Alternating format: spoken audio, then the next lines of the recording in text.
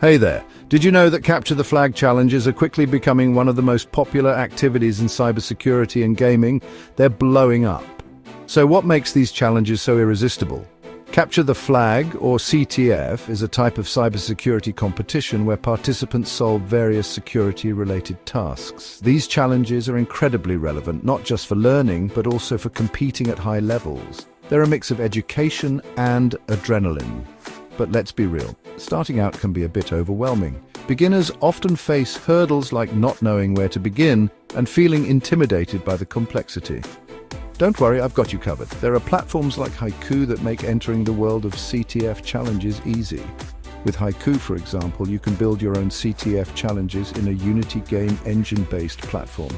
More about CTFs. They generally fall into categories like web, binary exploitation, and cryptography.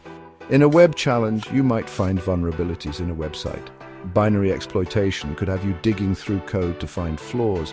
And cryptography, that's where you crack codes and decrypt messages. Each type helps you build essential skills. Now, let's talk about triumphs. Imagine a team of beginners entering their first CTF event with just a basic understanding of cybersecurity. They struggle, learn, and work together to solve a tough cryptography challenge. The moment they crack it, the joy and satisfaction are unreal. It's not just about winning, it's about overcoming obstacles and growing as a team.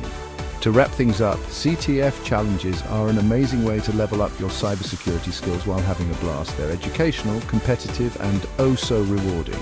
So, what's been your experience with CTFs? Drop a comment below and don't forget to check out my other videos for more exciting content on cybersecurity. Catch you later.